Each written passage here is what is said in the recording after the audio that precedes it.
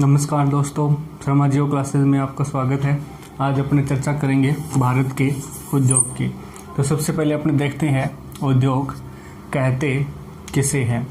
अपने कह सकते हैं कच्चे माल को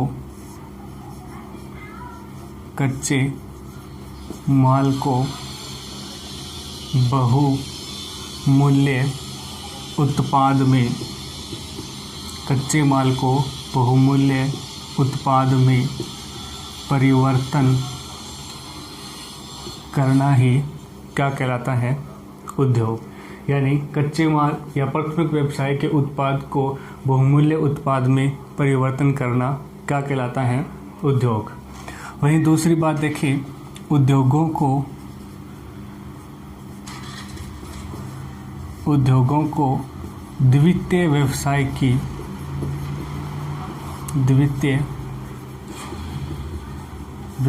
की गतिविधि में शामिल किया गया है। द्वितीय व्यवसाय की गतिविधि में शामिल किया गया है। यानी अपने कह सकते हैं उद्योग है वो किस प्रकार का व्यवसाय है, तो वो किस प्रकार का हो जाएगा आपका द्वितीय व्यवसाय। वहीं अगर अपने बात करें भारत की कुल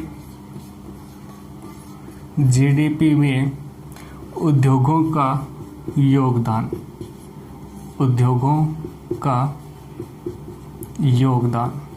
तो वो योगदान है आपका 28% से लेकर 30% तक। जो योगदान है वो किसका है? उद्योगों का। यानी भारत की जीडीपी के अंदर उद्योगों का कुल योगदान कितना है? 28 से 30% तक।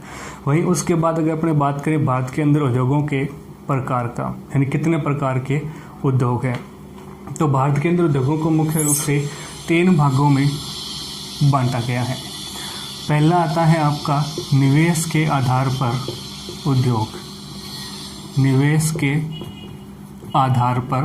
उद्योग। दूसरा आता है आपका कच्चे माल के आधार पर उद्योग। तीसरा आता है आपका स्वामित्व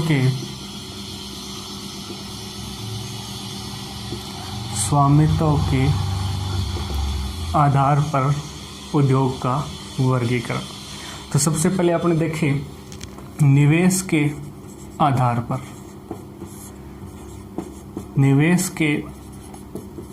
आधार पर अगर अपने उद्योगों का वर्गीकरण देखें तो सबसे पहले अपने आता है वृहत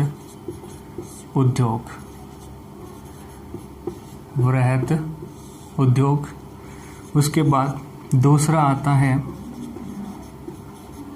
मध्यम उद्योग। तीसरा आता है लघु उद्योग और चौथा है आपका कुटीर उद्योग।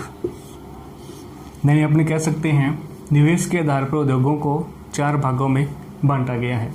सबसे पहला है आपका वृहद उद्योग, यानी एक ऐसा उद्योग जिसमें निवेश की मात्रा 10 करोड़ से अधिक हो, उसे क्या बोलेंगे? वृहद उद्योग। उसके बाद मध्यम उद्योग की बात करें तो ऐसा उद्योग जिसके अंदर निवेश की मात्रा 5 करोड़ से 10 करोड़ के मध्य में हो, उसे क्या बोलेंगे? मध्यम उद्योग। उसके बाद लघु उद्योग की बात करें तो ऐसा उद्योग जिसमें निवेश की मात्रा 25 लाख से 5 करोड़ के मध्य में हो, तो उसे क्या बोलेंगे? लघु उद्योग। कुटीर उद्योग की बात करें तो ऐसा उद्योग जिसके अंदर निवेश की मात्रा 25 लाख से क्या हो?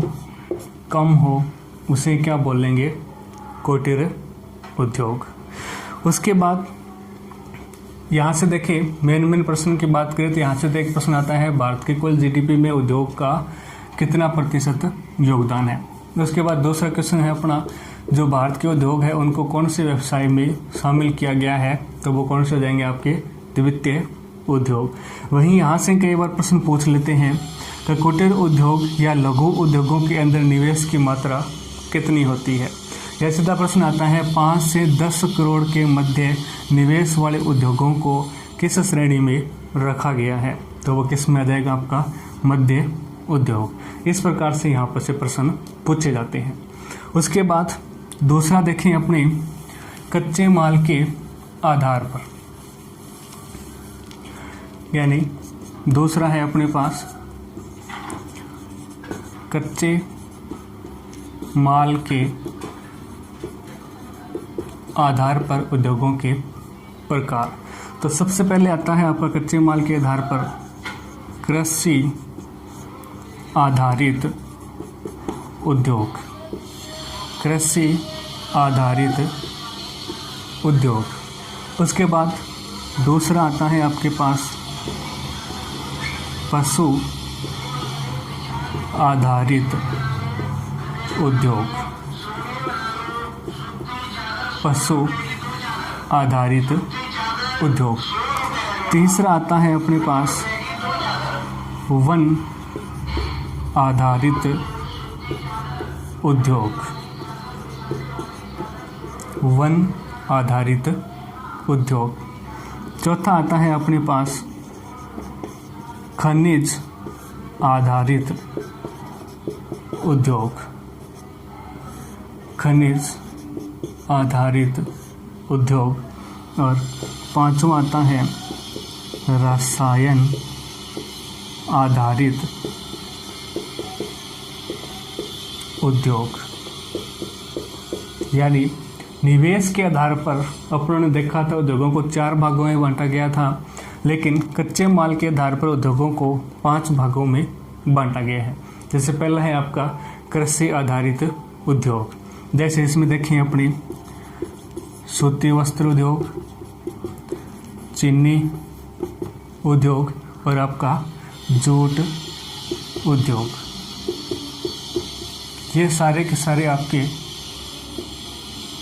किस में आते हैं, कृषि आधारित उद्योग में। वहीं अगर अपने पशु आधारित उद्योग की बात करें तो इसमें जैसे आपका है ऊन उद्योग, चमड़ा उद्योग, मांस उद्योग और आपका दुग्ध उद्योग, जिसको अपने डेयरी उद्योग भी कह सकते हैं। ये सारे के सारे आपके किस में आते हैं, पशु आधारित उद्योग में।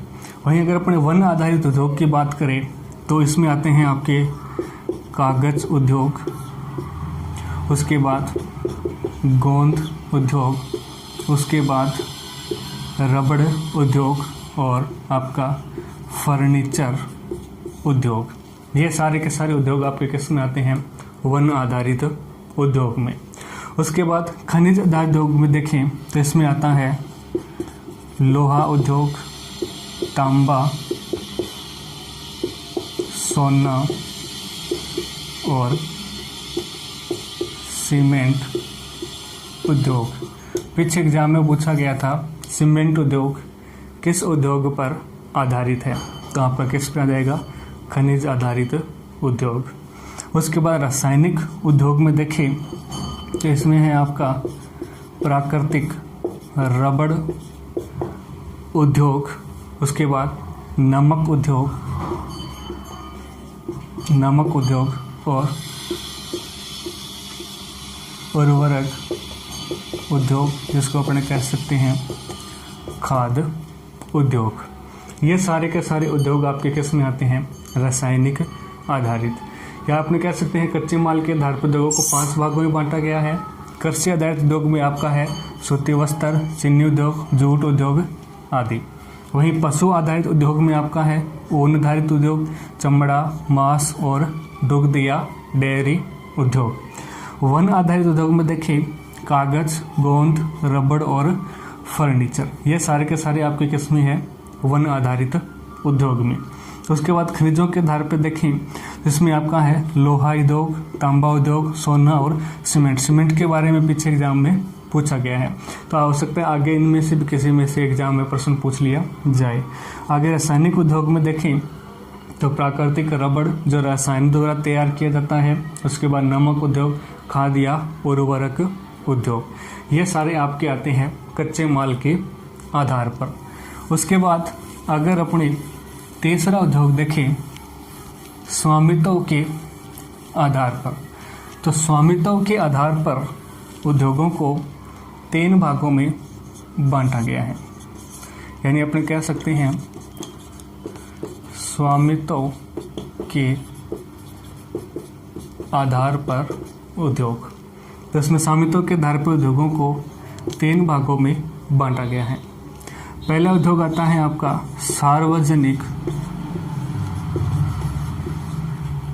उद्योग,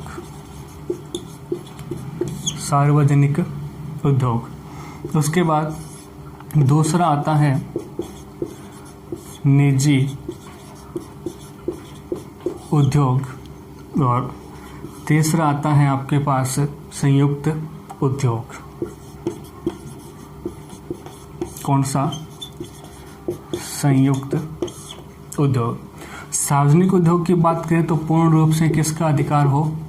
सरकार का। यानी एक ऐसा उद्योग जो पूर्ण रूप से सरकार की देखरेख में चलता हो, उसको क्या बोलेंगे? सार्वजनिक या सरकारी उद्योग। निजी उद्योग की बात करें तो किसी एक व्यक्ति या किसी परिवार का उसके ऊपर पूर्ण रूप से स्वामित्व हो, जिसका सरकार का कोई भी हस्तक्षेप ना हो, तो उसे क्या बोलेंगे? निजी उद्योग। यानी ऐसा उद्योग जिसके ऊपर किसी एक व्यक्ति या किसी एक परिवार का पीढ़ियों से उसके ऊपर अपना अधिकार हो, तो उसे क्या बोलेंगे? निजी उद्योग। संयुक्त उद्योग की बात करें तो ये आता है सरकार और निजी। यानी निजी उद्योग है जिसके अंदर सरकार और निजी दोनों संयुक्त रूप से अगर जिसको उद्योग को चलाए, वो क्या कहलाता है? संयुक्त उद्योग। यानी उसके अंदर कुछ सरकार का भी हिस्सेदारी हो और कुछ वो निजी उद्योग हो, यानी पर्सनल उद्योग हो, तो उसको क्या बोलेंगे? संयुक्त उद्योग। इन उद्योगों को स्वतंत्रता के पश्चात बढ़ावा देने के लिए अलग अलग प्रकार की नीतियाँ लागू की गई स्वतंत्रता के पश्चात। जैसे अपने बात करें स्वतंत्रता के पश्चात प्रथम औद्योगिक नीति की अगर अपने बात करें, यानी स्वतंत्रता के बाद उद्योगों का विकास तेज करने के लिए कुछ नीतियाँ लाई गई, कुछ कानून लाए गए, जिसके अंदर प्रथम औद्योगिक नीति की बात करें तो ये लागू हुई थी आपकी 6 अप्रैल 1948 को। यानी ये आपको ध्यान रखना है, भारत की प्रथम औद्योगिक नीति कौन सी थी? 6 अप्रैल 1948 को। वहीं उसके बाद द्वितीय औद्योगिक नीति है, उसे लागू किया गया था 1956 में। यानी अपने कह सकते हैं द्वितीय पंचवर्षीय योजना में, द्वितीय पंचवर्षीय योजना के अंदर द्वितीय औद्योगिक नीति लागू की गई थी। कब? 1956 को। उसके बाद थर्ड औद्योगिक नीति की बात करें तो वो लागू हुई थी आपकी 24 जुलाई 1994 को। 24 जुलाई 1994 को ये औद्योगिक नीति 1991 को 24 जुलाई 1991 को लागू हुई थी। ये सबसे महत्वपूर्ण औद्योगिक नीति है। इस औद्योगिक नीति के अंतर्गत उद्योगों के लिए 3 उपागम अपनाए गए। जैसे पहला था आपका उदारीकरण, दूसरा वैश्वीकरण,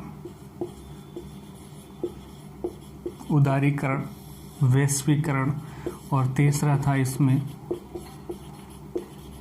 निजीकरण। इन 3 उपागमों को इस तृतीय औद्योगिक नीति के अंतर्गत अपनाया गया उद्योगों को तीव्र गति से विकास करने के लिए। उदारीकरण की बात करें तो उद्योगों के ऊपर जो भी प्रतिबंध लगे हुए हैं उन प्रतिबंधों को हटाना और नए उद्योग की स्थापना करने के लिए जो नियम है उन नियमों के अंदर ढील देना या उन नियमों को थोड़ा लचीला बनाना। वैश्वीकरण का मतलब है अपनी अर्थव्यवस्था दूसरे देश की अर्थव्यवस्था के साथ में जोड़ना। यानी वैश्वीकरण का मतलब है अपने देश की अर्थव्यवस्था को दूसरे देश की अर्थव्यवस्था के साथ में जोड़ना।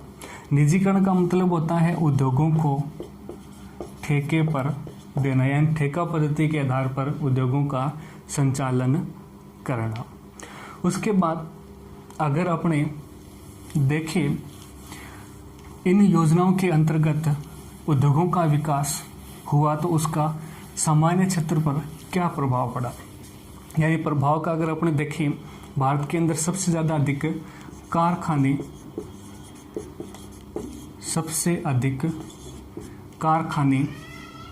कहाँ पर स्थित किए गए।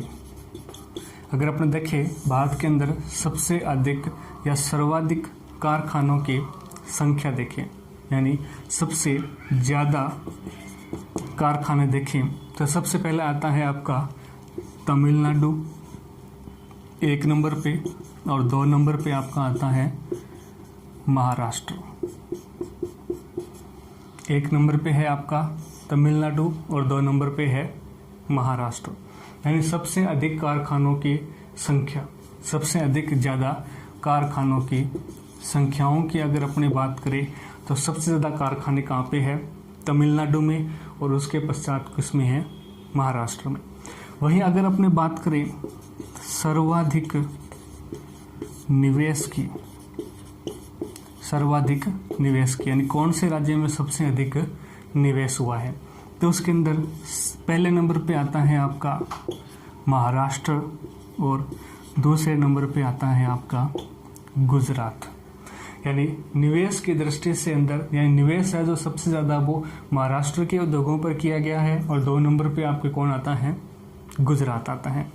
वहीं अगर अपने सेज की बात करें, सबसे अधिक सेज वाला क्षेत्र, तो उसमें पहले नंबर पे आपका आता है आंध्र प्रदेश। कौन सा, आंध्र प्रदेश, और 2 नंबर पे आपका आता है महाराष्ट्र। सेज की अगर अपने बात करें तो होता है आपका स्पेशल इकोनॉमिक जोन, यानी इसको अपने कह सकते हैं विशेष आर्थिक क्षेत्र। विशेष आर्थिक क्षेत्र अपने कह सकते हैं इसको विशेष आर्थिक क्षेत्र।